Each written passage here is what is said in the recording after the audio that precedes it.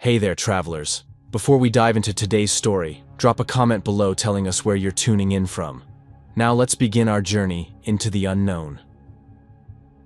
The moment I stepped into that cabin in the middle of the woods changed my life forever.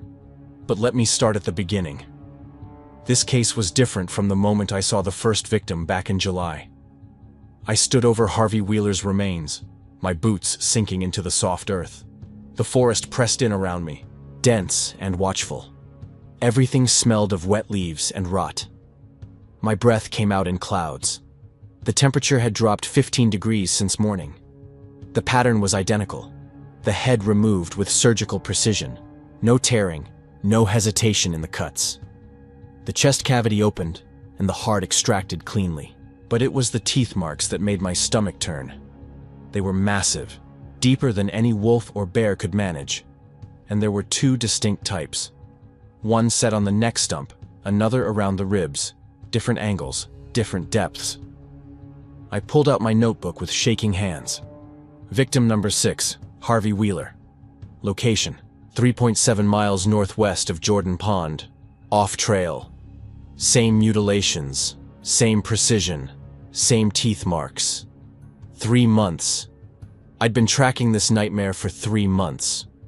3 months of sleepless nights and cold trails and press conferences where I had to look grieving families in the eyes and tell them we were doing everything we could. 3 months of lying to myself that I was holding it together. I wasn't. My captain pulled me aside last week. Told me I looked like hell. Asked if I needed to step back, take some time, talk to someone. I told him I was fine. We both knew I was lying. The truth? This case was eating me alive from the inside out. Every victim felt personal. Every failure cut deeper. And at night, when I closed my eyes, I didn't see Harvey Wheeler or Patricia Morrison or any of the others. I saw Janine Sherman. She was 26 when she disappeared 2 years ago in Olympic National Park. Went camping alone, said she needed to clear her head after a breakup. When she didn't check in with her sister after 3 days, they called us. I led that search. Spent 2 weeks combing those woods. Found a torn piece of her jacket on the 4th day. Caught on a branch near a ravine. Found disturbed earth, signs of a struggle. But we never found her. Never found anything else. Her mother called me every Sunday for 6 months afterward. Asked if there were any updates, any leads, anything at all. I had nothing to give her except apologies and the same hollow promises. Then the calls stopped. I still don't know if that's better or worse. My wife left 3 months after we closed Janine's case. Said I wasn't present anymore. Said I'd become obsessed with the dead and forgotten about the living. She wasn't wrong. Now here I was, standing over another body. Another family I'd have to face.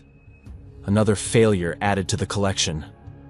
I crouched down, forcing myself to examine the wounds more carefully. Harvey had been dead maybe 12 hours. The body was cold, but not stiff yet. That meant whatever did this was close, still in the area, still hunting. The main forest stretched endlessly in every direction. Acadia in October is beautiful in photographs. The leaves turning gold and crimson, the coastal views, the pristine wilderness. But out here, miles from the tourist trails, it felt different, oppressive, ancient. The trees grew so thick that the canopy blocked out most of the sky. The underbrush was a tangle of thorns and roots waiting to trip you. And the silence. God, the silence was wrong. No birds, no insects, just wind and the distant crash of waves against rock. The media had started calling it the Acadia Ripper case. 6 victims in 3 months, all found in remote areas of the park, all mutilated in the same way. The public was terrified. Tourism had dropped 40%. The Park Service was hemorrhaging money and credibility, and I had nothing. No suspects. No witnesses. No evidence except impossible teeth marks and a pattern I couldn't explain to anyone without sounding insane. Because all 6 victims disappeared during or within 48 hours of a full moon. I'd noticed it after the 3rd body. Started tracking the lunar calendar, cross-referencing dates. Every single time the pattern held.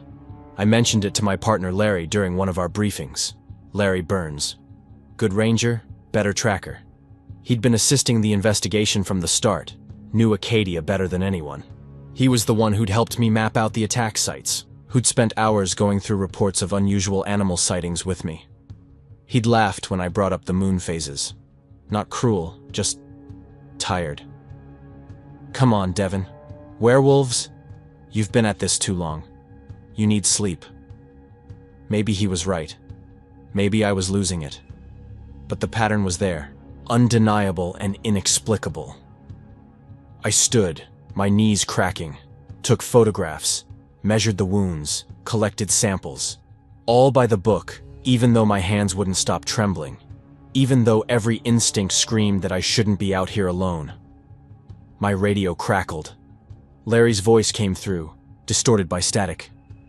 "Devin, you copy? What's your location?" I grabbed the radio. "I'm at the site. Found him. It's the same as the others." A pause. More static. "Jesus. Okay, I'm calling it in. State police are about 20 minutes out. You need to..." The signal dissolved into white noise. "Larry! Larry, do you copy?" Nothing. I checked the radio. Signal bars dropping. I'd wandered too far from the relay points. Smart, Devin. Real smart. I should have waited. Should have called for support before following the trail that led me here. But I'd been chasing ghosts for 3 months. When I finally found something solid that morning, those massive prints near Thunderhole, I couldn't let it go cold. The storm the night before had been brutal. 40-mile-per-hour winds, rain that came down in sheets. But it had also washed away weeks of fallen leaves, exposing the ground beneath. That's when I saw them. Tracks, enormous, pressed deep into the mud. Not quite like anything I'd seen before. Too big for a wolf. Wrong shape for a bear. They led away from the coast, into the interior. I'd followed them for hours, documenting everything, calling in updates until the signal died. And they'd led me here, to Harvey Wheeler, to another failure. But the tracks didn't stop at the body. They continued past it, deeper into the woods, fresh enough that water hadn't pooled in them yet, big enough that I could fit both my hands inside one print with room to spare. I looked at my watch, 4:15. The sun would set in less than an hour. I had no radio contact, no backup. The smart thing, the professional thing, would be to mark this location, hike back to my vehicle, and return with a team in the morning. But I'd been smart and professional for 3 months, and 6 people were dead. I checked my weapon, Glock 17, fully loaded, pulled out my flashlight and spare batteries, took a long drink from my water bottle. Then I followed the tracks. The trail wound between trees so old their trunks were wider than I was tall. The canopy thickened until I was walking in near darkness, my flashlight beam the only source of light.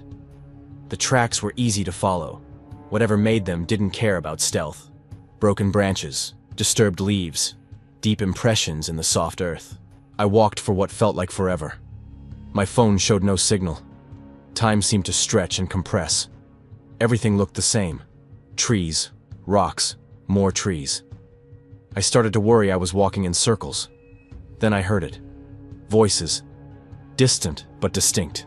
Not calling out, not shouting. Talking. Normal conversation carried on the wind. I killed my flashlight and moved forward slowly, placing each foot with care. My heart hammered. After 3 months of hunting a ghost, I was finally close to something real. The voices grew clearer. 2 of them, maybe 3. I couldn't make out words, but the tone was casual, relaxed, like people sitting around a campfire sharing stories. Out here, miles from any trail, in the middle of a crime scene. The forest began to thin slightly. Through the trees, maybe 50 yards ahead, I saw light. Not flashlights. Firelight. Flickering and warm. I moved closer, staying low behind the undergrowth. The voices stopped. For a moment, everything went silent.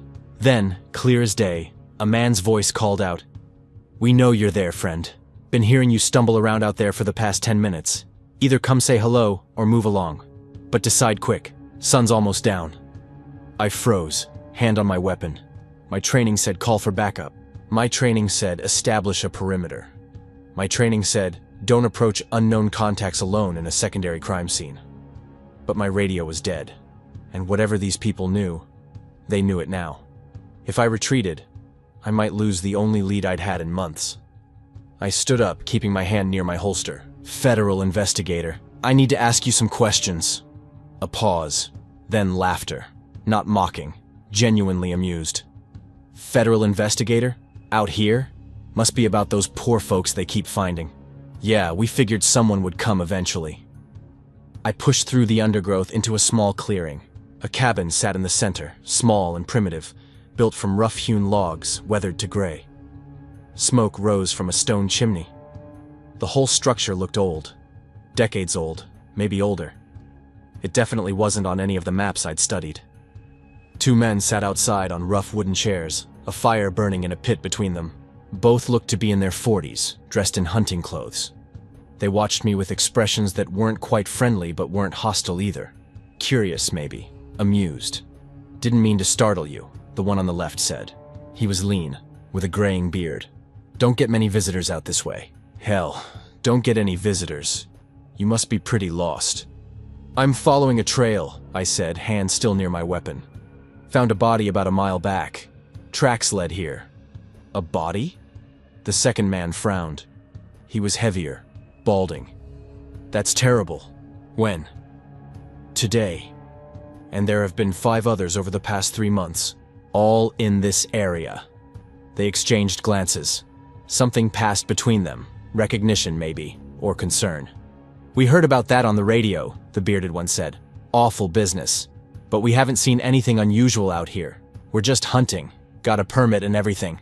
I didn't believe them. Something about their manner felt rehearsed, prepared. This cabin, I said. It's not on any Park Service maps. Old hunting lodge, the bald one replied. Been here since before the park was established. Grandfathered in. We lease it for the season. Possible. There were a handful of private inholdings scattered throughout the park, but this felt wrong. I need to see some identification, I said. Both of you. The bearded man stood slowly, hands visible. Sure thing, it's inside. I'll just... The door to the cabin opened. A third man stepped out. Younger than the other two, mid-30s maybe. Dark hair, clean-shaven. He wore jeans and a flannel shirt, both relatively clean. He looked at me with an expression I couldn't quite read. Detective Blunt, he said. Not a question, a statement. I was wondering when you'd find this place. My hand moved to my weapon. How do you know my name? Because I've been following your investigation. He took a step closer. The other 2 men had gone very still. Because I know what you're looking for. And because we need to talk before the sun sets. He gestured to the cabin door. Please, come inside. There's something you need to understand. Something about what's been killing those people. Something about what's going to happen tonight. I'm not going anywhere until... Devon.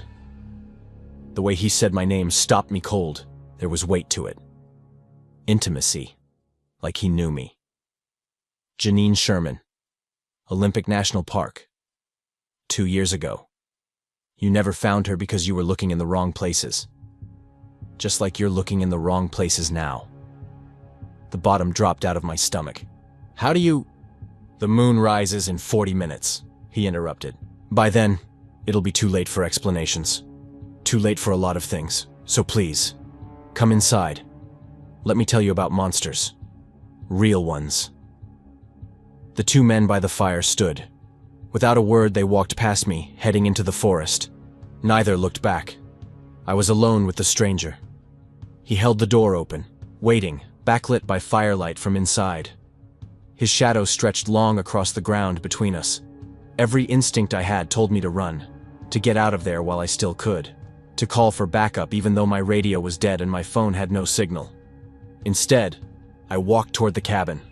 The door closed behind me with a sound like a prison cell locking, and somewhere in the darkening forest something howled. 3 voices, harmonizing, rising toward the moon. The interior of the cabin was warmer than I expected. A fire crackled in a stone hearth, casting dancing shadows across rough wooden walls. The space was small, maybe 15 feet across, but meticulously organized. A cot in one corner with military-precise folded blankets. Shelves lined with canned goods, their labels facing outward in neat rows. A small table with 2 chairs. Books stacked in careful piles. Everything had its place. Everything was controlled. Except for the chains. They dominated the far wall. Industrial-grade steel links, thick as my thumb, bolted into the logs with anchors that looked like they could hold a truck. They hung in loops, padlocks dangling from various points. The wood around them was scarred, deep gouges running in sets of 3 and 4, gouged at angles that made no anatomical sense.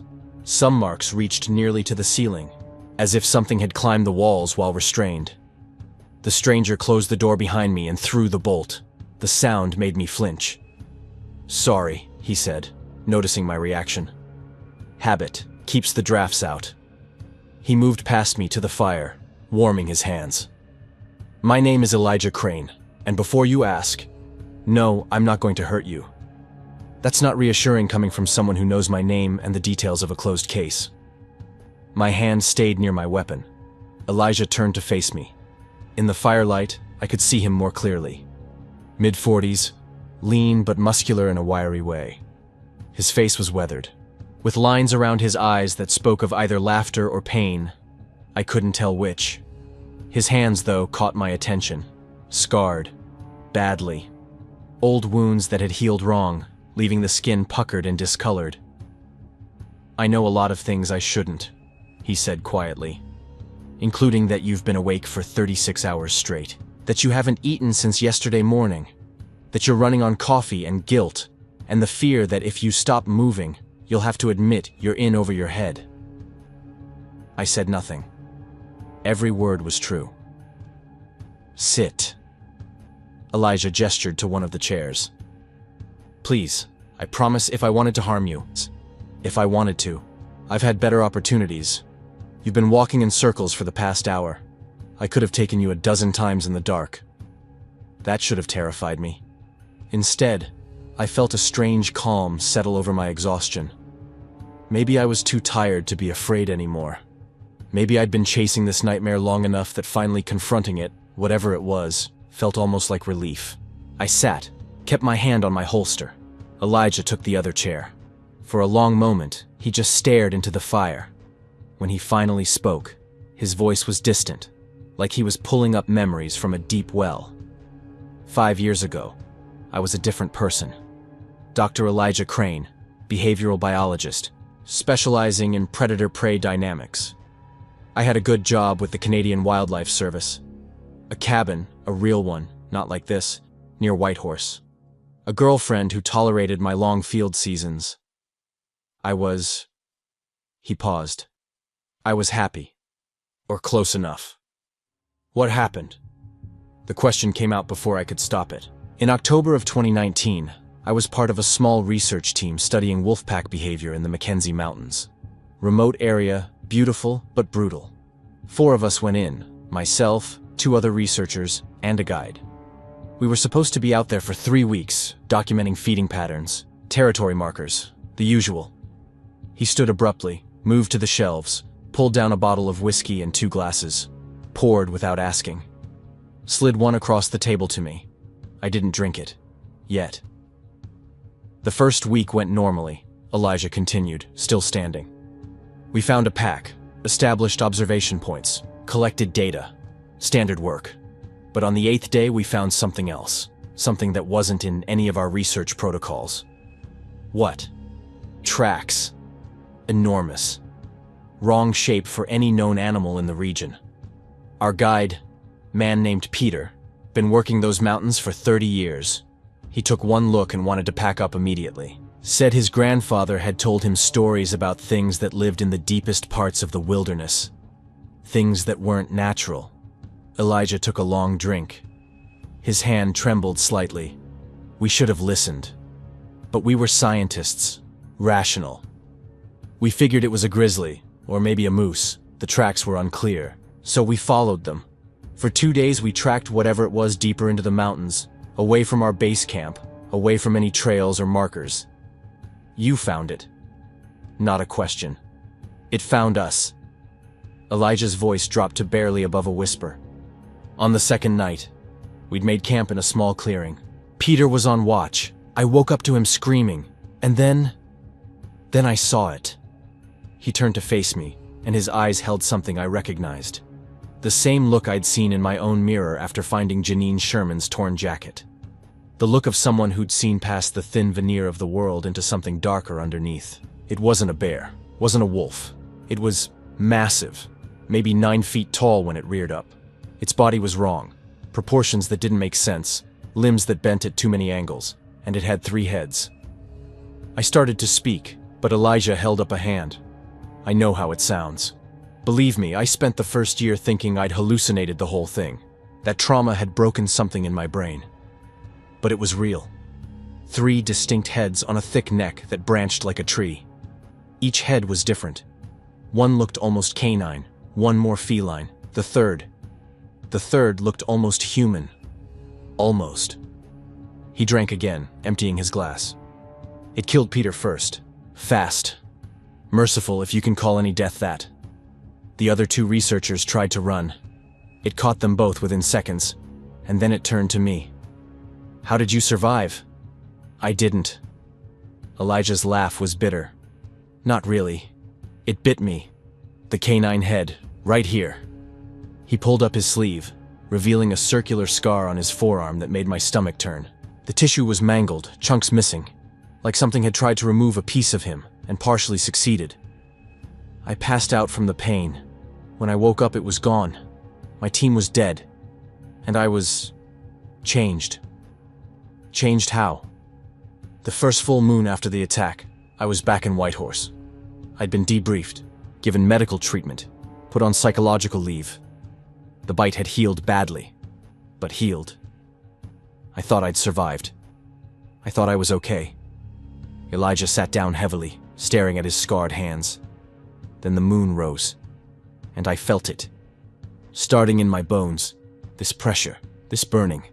I tried to call for help, but my voice wouldn't work right. My apartment, Devon. I destroyed my apartment. When I came to the next morning, everything was in pieces. Furniture, walls, everything. And I was covered in blood. Not mine. I'd gotten out somehow during the night. He stopped, took a shaking breath. There was a dog. A golden retriever that belonged to my neighbor. Sweet thing. Always wagged her tail when she saw me. I found pieces of her 3 blocks away. Just pieces. The fire popped, making us both jump. I'm sorry, I said, and meant it. Whatever Elijah Crane had become, whatever he'd done, the man sitting across from me was suffering. After that, I ran, quit my job, told everyone I needed time to recover from the trauma. Moved out here, as far from people as I could get. I researched everything, folklore, mythology, medical texts, veterinary studies. Tried to understand what had happened to me, what I'd become. And what is that? I asked quietly. Elijah looked at me with eyes that held a depth of pain I couldn't fathom. Not a werewolf. Nothing as simple as the old stories describe. When the full moon rises and the transformation begins, Devon, it's not like in the movies. There's no quick shift, no momentary pain. It takes hours. Hours of your bones breaking and reforming. Your muscles tearing and rebuilding. Your skin splitting and stretching. He stood again. Couldn't seem to stay still. Your spine extends, vertebrae multiplying. Your arms lengthen, fingers fusing and separating into claws. And then comes the worst part. You feel your skull start to split. Right down the middle at first, and then 3 ways. And you know what's happening, but you can't stop it because you're screaming. Screaming inside your own head as it multiplies. I felt my dinner threatening to come up. 3 heads, Elijah continued, his voice taking on a mechanical quality, like he'd recited this to himself countless times. The first one, the one on the left, it's hungry. No, hungry isn't the right word. It's ravenous, starving, and all it wants, all it can think about, is brains. Fresh, still warm. It can smell them from miles away. Smell the electrical impulses, the chemical reactions. That head thinks in hunger and nothing else. He moved to the wall with the chains, ran his hand over the deep scratches. The second head, the one on the right, it wants hearts. Beating hearts. It can hear them, Devon. Every heart within a square mile, it hears them pumping, pumping, pumping. That head thinks in rhythm and pulse, and the wet sound of ventricles contracting. It wants to feel them burst between its teeth, taste the adrenaline and iron. And the third head? My voice cracked. Elijah turned to me, and I saw tears running down his face. The third head is me, still me, completely conscious, completely aware. But I don't control the body anymore. The other two heads do. They share control, moving the body between them, working together like they've always existed. And I'm just there, watching, feeling everything they feel, thinking everything they think. He wiped his eyes roughly. Do you understand what I'm telling you? During the transformation, I experienced their hunger, their desires, their satisfaction when they feed. I feel the body's, hands tearing into someone's skull. I taste what they taste. And the worst part, the absolute worst part, is that while they're feeding, while they're killing, a part of me, the part that's still human, feels pleasure from it too. Because we're connected. All three heads, one nervous system. I finally reached for the whiskey, drank it in one swallow. It burned going down but did nothing to warm the cold spreading through my chest. The first time I transformed here in Maine, I woke up the next morning covered in dirt and blood. Found my way back here using instinct. That's when I found the body. A hiker named Patricia Morrison. Her head was gone. Her heart was gone. And I knew what I'd done. Why didn't you turn yourself in? I asked. And tell them what? That I'm a three-headed monster that only exists during full moons? They'd lock me in a psychiatric ward. And then the next full moon, I'd transform and kill everyone in the building. No, I tried something else. He gestured to the chains. I thought if I could restrain myself, bind myself before the transformation, I could prevent the killings. So I bought these chains, bolted them into solid wood, tested them with come-alongs and winches. They're rated for 6,000 pounds per chain. But when I transform, Devon, I'm stronger than that. Much stronger. The first time I tried to restrain myself, I lasted 40 minutes. Then the chains snapped. Not pulled free. Snapped. Steel links breaking like they were made of clay. He slumped against the wall. I've tried everything.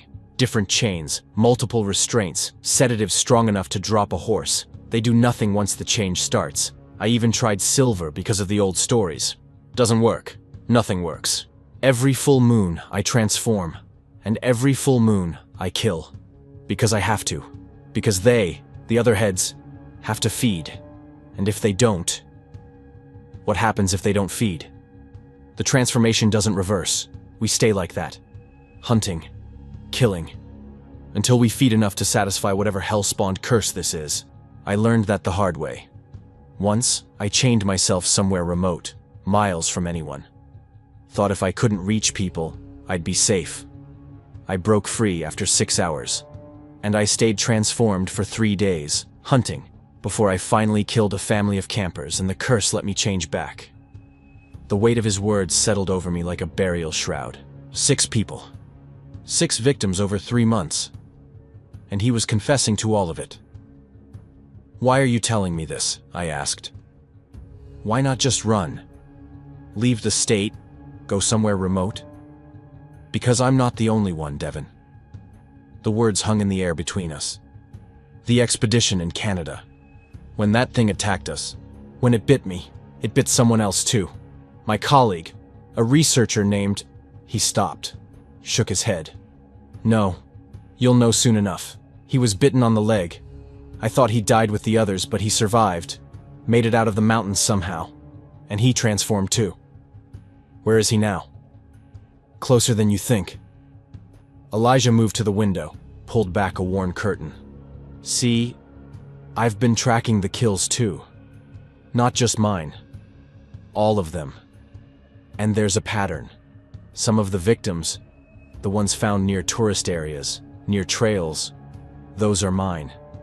I can't always control where I go when I transform, but I tend to stay in familiar territory. But the others... He let the curtain fall. The others are different, more aggressive, found further from established trails. And the wounds, Devon. Have you noticed the wounds are sometimes different? Mine are cleaner. I hate saying that, but it's true. The other creature, it's messier, more violent. Like it enjoys the hunt, the fear. My mind raced through the crime scenes. He was right. Some of the bodies showed more defensive wounds, more signs of struggle. Others, like Harvey Wheeler, had been taken quickly. You're saying there are two of you? Were two. Elijah's voice went flat. I found his hunting ground about 6 weeks ago. Started leaving markers, signs that I was here. Territorial markings. Transformed animals understand those. I wanted to draw him out, to confront him, to end this. End it how? The only way I know. We kill each other, or die trying. Better that than keep feeding. Keep murdering. I've tried to end it myself a dozen times, but I can't. When I'm human, I don't have the courage. When I'm transformed, my conscious head has no control over what the body does. But if we fight each other... He turned back to me, and I finally understood why he'd brought me here. He knows I'm here now. Knows I'm challenging him. And tonight, during the full moon, he'll come. They'll come. Both transformations. We'll tear each other apart, and maybe, that will be enough to kill us both. And me? You're a witness. You're proof. If we both die tonight, someone needs to know what happened. Needs to tell the families that the killings will stop. That justice, such as it is, was served. I stood abruptly, chair scraping against the floor. You're insane. I'm not staying here to watch two monsters fight. You don't have a choice. Elijah glanced at the window again. The moon's already rising. I can feel it starting, the burning in my bones, and you're too far from safety. You'd never make it back to your vehicle before the transformation completes. If you run now, you'll just die tired. He was right. I knew he was right. I'd walked for hours to get here. In the dark, without knowing the way back, I'd be lost. The chains, I said desperately. Let me chain you before it happens. It won't hold. I told you. Let me try. Something in my voice must have convinced him. Or maybe he just wanted to give me hope. False as it was. He moved to the wall, positioned himself against it. I grabbed the chains with shaking hands, wrapped them around his torso, his legs, his arms. Locked every padlock I could find.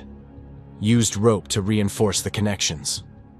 When I finished, he was practically mummified in steel. Thank you, he said quietly, for trying. That's when I heard it. Outside, branches breaking. Not the random cracks of the forest settling. These were rhythmic, purposeful, something large moving through the undergrowth.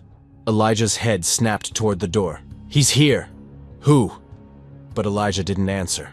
His body had gone rigid, muscles standing out like cables under his skin. A low moan escaped his lips, quickly rising to a scream. The transformation had begun. I backed toward the corner, weapon drawn, knowing it was useless, but needing something in my hands. Elijah thrashed against the chains, and I watched in horror as his body began to change. His spine arched impossibly, vertebrae popping and cracking. His arms lengthened, fingers curling into claws that scraped against the wood. His jaw distended, and I heard the wet sound of bone and cartilage reshaping. And then his skull started to split. I can't adequately describe what I witnessed. The way his head seemed to divide, skin tearing but not bleeding, bone multiplying. 3 distinct forms emerging from what had been one, each head unique, each moving independently but somehow connected. The left head was canine, massive, with jaws that could bite through bone. The right head was broader, more feline, with fangs like daggers. And the center head. God, the center head looked almost human. Elijah's face, but distorted, elongated, trapped in an expression of absolute agony. The human head was crying, tears running down malformed cheeks as the other 2 heads snapped and snarled, testing their jaws. The chains groaned, held, for now. Outside, the sounds grew closer, and then the door exploded inward in a shower of splinters. Standing in the doorway, illuminated by moonlight, was another creature, similar to Elijah's form, but larger, heavier. And where Elijah's center head showed pain and horror, this creature's human head was smiling. It spoke, voice distorted but understandable. "Hello, old friend. I was wondering when you'd finally call me home." And I recognized the voice. I'd heard it earlier that day, crackling over my radio. "Larry?" I whispered. The creature that had been Larry Burns stepped into the cabin, 3 heads tracking movement independently. The left head fixed on me with predatory focus. The right head turned toward the chained Elijah, and the center head, Larry's head, grinned wider. "Hello, Devin," he said. "Sorry about this. Wrong place, wrong time. But don't worry, it'll be quick." Behind me, Elijah roared, all 3 heads simultaneously, a sound that wasn't meant for human ears. The chains began to snap, and I realized I was about to die in the middle of a battle between monsters. Time fractured into fragments of nightmare. Larry's transformation was complete, had been complete before he even arrived. He stood in the doorway, moonlight silhouetting a form that defied anatomy. 9 feet tall, maybe more. His body was thick with corded muscle that moved beneath skin covered in patches of coarse fur. But it was the heads that held my attention, demanded it. 3 distinct nightmares branching from a neck as thick as a tree trunk. The left head was purely predatory. Elongated snout, teeth like railroad spikes, eyes that reflected the firelight with a sickly yellow gleam. The right head was broader, more brutal, with a crushing jaw that opened wide enough to engulf a human skull whole. And the center head, Larry's head, retained enough human features to be recognizable. Enough to be horrifying. "You look surprised, Devin," Larry's head said, voice distorted but clear. The other 2 heads swiveled independently, tracking movement, scanning for threats. "Did you really think I was just the helpful ranger? The loyal partner who fed you leads and helped you chase your tail for 3 months?" Behind me, Elijah roared again. The chain screamed under tension. I heard the first link snap with a sound like a gunshot. "You," I managed, my voice barely working. "You killed them. All of them." "Not all." Larry took a step into the cabin, and the floorboards groaned. "Elijah here deserves credit for a few. But yes, most of them were mine. Had to be careful, though. Couldn't make it too obvious. Couldn't take too many at once. Had to space them out, make sure there was enough ambiguity." His feline head suddenly lunged toward me, jaws snapping inches from my face. I fell backward, scrambling, my weapon forgotten in my terror. "I used my position perfectly," Larry continued, his human head grinning while the other 2 tested the air with flaring nostrils. "Helped you map the crime scenes, suggested search areas, always away from where I actually hunted, planted evidence. Hell, I was the one who suggested the lunar pattern might be coincidence. Made sure you doubted your own instincts." Another chain snapped behind me. Then another. "Why?" The question tore out of me. "Why embrace this? Elijah said you were both cursed." "Cursed?" Larry laughed, and it came from all 3 heads simultaneously. A discordant chorus that made my bones ache. "Is a wolf cursed because it hunts?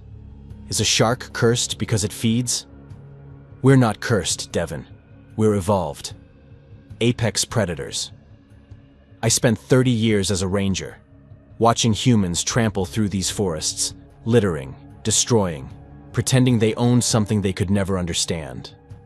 And then I became something better, something that could finally put them in their place. His canine head suddenly focused past me, locked on Elijah. The lips pulled back in a snarl. But dear Elijah couldn't accept it. Cried about his humanity. Chained himself up like an animal. Wasted this gift feeling guilty. The human head turned back to me. Head, that's why I knew he'd eventually call me out. His conscience wouldn't let him keep going. So I waited. And he led me right to you. "Devin, run!" Elijah's voice, his human voice, distorted but recognizable, came from the mass of transforming flesh behind me. "Get out while you—" The last chain shattered. What followed happened in seconds, but felt like hours. Elijah surged forward, his massive body propelling him across the cabin. Larry met him halfway, and the impact shook the entire structure. I rolled to the side as they collided, 6 heads snapping and tearing at each other with primal fury. The cabin exploded into chaos. Elijah's canine head locked onto Larry's feline head, jaws crushing down with enough force to crack bone. Larry's canine head retaliated, tearing into Elijah's shoulder, ripping away chunks of flesh. The human head screamed and roared. Elijah's in agony and desperation, Larry's in savage joy. I scrambled backward until my spine hit the wall. My hand found my weapon, and I fired 3 rounds into the mass of violence. The bullets punched through flesh but barely slowed either creature. They were too consumed with each other, too locked in their death spiral to notice me. The table shattered under their weight. The cot disintegrated. One of the support beams cracked, and part of the roof sagged ominously. "I should have killed you years ago," Larry's human head snarled between attacks. "Should have tracked you down after we escaped Canada. But I wanted you to suffer first. Wanted you to feel every life you took, every failure, every night you couldn't sleep." Elijah's response was wordless. His conscious head was crying, tears streaming down malformed cheeks, but his body fought with desperate strength. His claws raked across Larry's torso, opening deep furrows. His feline head clamped onto Larry's canine head, fangs sinking deep. They rolled, crashed through what remained of the door, tumbled back inside. The entire cabin groaned and swayed. I tried to stand, to move, to do anything, but my body wouldn't respond. Terror had locked my muscles. Larry's feline head suddenly twisted toward me. For one frozen moment, our eyes met. I saw the intelligence there, the cruel awareness, and I understood that I was next. Once Elijah was dead, I would be dessert. Then Larry moved, impossibly fast for something so massive. One clawed hand swept out, catching me across the chest and shoulder. The impact threw me across the cabin. I felt my ribs crack, felt flesh tear, felt something hot and wet spreading across my shirt. I hit the far wall and slid down, leaving a smear of blood. Pain exploded through my nervous system, white-hot and all-consuming. I couldn't breathe, couldn't think, could only press my hand against the wounds and feel blood pulsing between my fingers. 3 cuts, deep, running from my right shoulder down across my chest. The edges burned like they'd been dipped in acid. Through dimming vision, I watched the fight continue. Elijah had Larry pinned, his canine head tearing at Larry's throat while his feline head attacked the chest cavity, trying to reach the heart. But Larry was stronger, heavier, and he'd been transformed longer. He knew how to use the body, how to leverage the strength. Larry's canine head clamped down on Elijah's arm, and I heard bones snap. Elijah's human head screamed, a sound of pure anguish that barely sounded human at all. Larry twisted, throwing Elijah off, and pressed his advantage. His feline head buried itself in Elijah's side, seeking organs, while his canine head went for the throat. Blood sprayed across the walls. The floor was slick with it. I needed to move, needed to run, but I couldn't feel my legs anymore. The cold was spreading from my wounds, creeping through my body. Shock, some distant part of my mind recognized. I was going into shock. The fight had moved outside now, the cabin too small to contain their violence. Through the shattered doorway, I could see them silhouetted against the moonlit forest. They were tearing each other apart with methodical savagery, each bite calculated for maximum damage, each slash meant to maim and destroy. Elijah's conscious head was still crying, still aware, watching his own body, no longer his, rip and tear with animal ferocity. Larry's conscious head was laughing, even as his own blood poured from a dozen wounds. "This is what we are," Larry roared. "This is what we were meant to be. Not human, not restrained by their pathetic morality. We are gods among insects." Elijah's response came from his human head, weak now, fading. "We're not gods. We're damned." Larry's feline head found purchase on Elijah's neck. Not the killing strike he'd been seeking, but close. He pulled, and I heard vertebrae separate. Elijah's body convulsed, his attacks becoming uncoordinated, desperate. But Elijah had one last attack left. His canine head, moving with the last of his strength, lunged forward and closed around Larry's human throat. The other 2 heads might control the body, but that center head was still vital, still connected to the consciousness that made Larry who he was. Elijah bit down. Larry's laugh turned to a gurgle. His human head tried to speak, but only blood came out. His other two heads thrashed wildly, trying to dislodge Elijah, but Elijah held on with the desperation of someone who had nothing left to lose. They fell together, still locked in their embrace, still tearing at each other even as their movements slowed. The moonlight bathed them both, and I watched as they fought and bled and died. Larry's feline head went still first, then his canine head. His human head lasted longest, eyes wide and aware until the very end, finally understanding what Elijah had known all along, that this curse was not a gift. It was a sentence. Elijah held on even after Larry stopped moving. His body was a ruin, torn open in a dozen places, one arm hanging by strips of tissue, his side open to show organs beneath.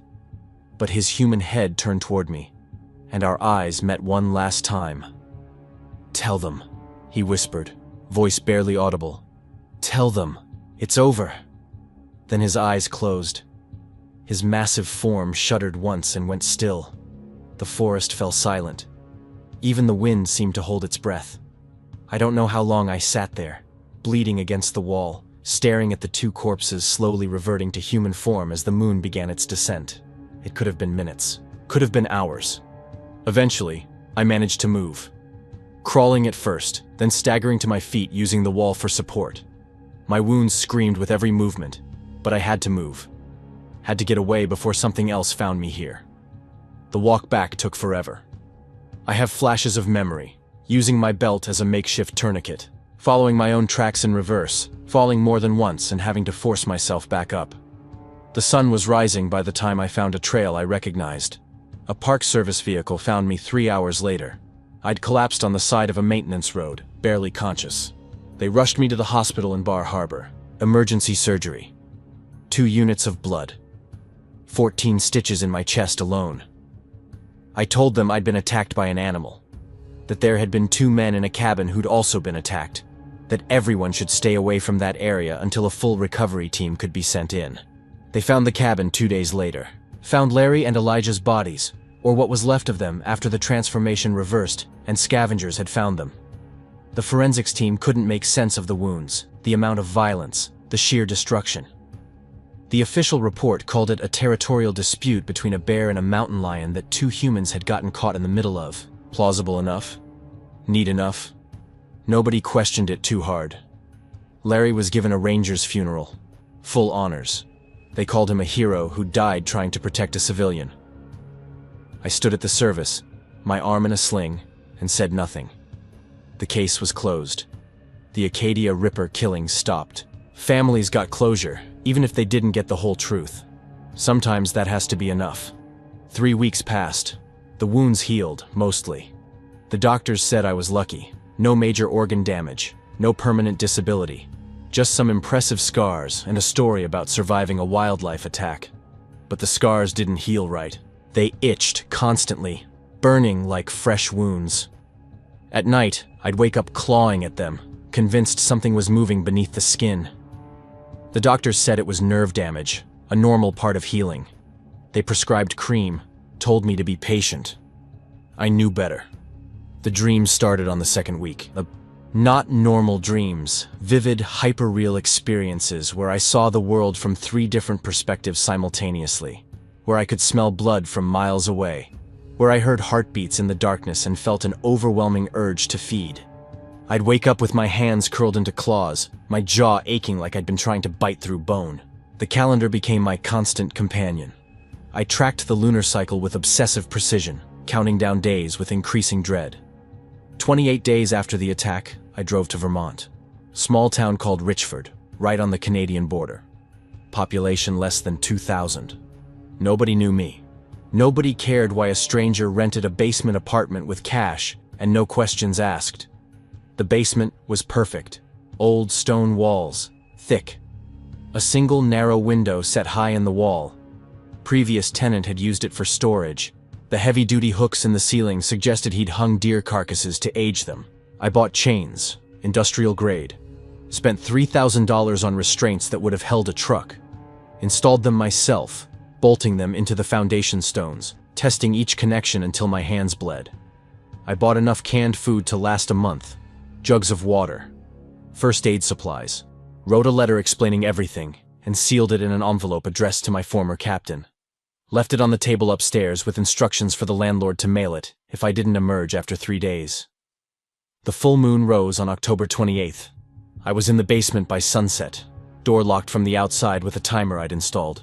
The chains were already wrapped around my body, padlocks clicked shut. I'd tested them a dozen times. They were secure. They had to be secure. I sat on the cold floor and watched moonlight creep across the wall as the sun set. My heart hammered, my palms sweated. The scars on my chest burned with increasing intensity. Maybe it was nothing. Maybe the dreams were just trauma. Maybe I'd wake up tomorrow morning still human, still whole, and I could laugh at my paranoia. Maybe. The first cramp hit at 8:47 p.m. A deep, twisting pain in my spine that made me gasp. I told myself it was anxiety. Stress.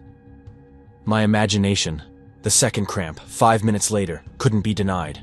It felt like my vertebrae were grinding against each other, separating, multiplying. No, I whispered to the empty basement. Please, no. The third cramp brought me to my knees. The chains rattled as I convulsed. The burning in my scars intensified until it felt like my chest was on fire. I could feel something moving beneath the skin. Not my imagination. Real movement. Like my muscles were rearranging themselves. I thought of Elijah. Thought of his description of the transformation. The hours of agony as bone broke and reformed. Thought of his human head, conscious and aware, forced to watch as the other two fed. I thought of Janine Sherman, of Harvey Wheeler, of all the victims whose names I'd memorized, whose faces haunted my dreams. I'm sorry, I sobbed. I'm so sorry. My jaw began to ache. I could feel it distending, stretching, preparing for something it was never meant to do. The pain was beyond anything I'd ever experienced, beyond broken bones or bullet wounds or any injury I'd suffered in my career. This was transformation. This was becoming. The chains bit into my flesh as I thrashed. The padlocks held. For now. My vision doubled, then tripled. I could see the basement from 3 different heights, 3 different angles. Could smell things I'd never noticed before. The rust on the chains, the mineral content of the water in the pipes, the fierce sweat soaking through my clothes. And beneath it all, faint but growing stronger, I could smell something else. Blood. Fresh blood. Somewhere above me, in the town, in the houses scattered across Richford, people were going about their evening. Cooking dinner, watching television, putting children to bed. I could smell their heartbeats. My spine arched. Something cracked, loud and wet. I screamed. But the sound that came out wasn't entirely human anymore. It echoed in the confined space, bouncing off stone walls. The last thought I had that was purely my own was a prayer. Not for salvation, but for the chains to hold, for the walls to contain me, for morning to come before I could hurt anyone else. Then the pain crescendoed beyond conscious thought, and my awareness fractured into 3 separate streams of sensation. One head, emerging on the left, thought only of hunger, of the soft tissue behind eye sockets, of the electrical tang of fresh neural matter. One head, emerging on the right, thought only of rhythm, of the percussion of ventricles, of the muscle that sustained all other muscles, of the need to feel it burst between jaws. And one head, emerging in the center, thought only of horror, of what I was becoming, of what I would do if I escaped these chains, of the lives that would end because I had survived when I should have died. The chains groaned, held, groaned again. I screamed with my human head, screamed with rage and grief and terror. The other 2 heads screamed with hunger. And in the darkness of that Vermont basement, as the moon climbed higher and the transformation completed, I discovered what Elijah had tried to tell me, what he'd wanted me to understand before the end. There are fates worse than death. There are transformations that can't be reversed. There are monsters that wear familiar faces. The chains rattled. The stone walls contained the sound of my struggle, and above me, in the town of Richford, people slept peacefully in their beds, for now, for tonight. But the moon would rise again in 28 days, and again after that, and again, And I didn't know, couldn't know, if the chains would hold forever. The story ends here, in the darkness, with my screams echoing off stone walls. 3 voices, 3 perspectives, 3 heads, but only one question that matters. When the sun rises tomorrow morning, will I still be in chains? Or will the monster I've become be free? I don't know. And that uncertainty, that terrible, infinite uncertainty, is the real curse. The basement goes dark. The moon reaches its apex.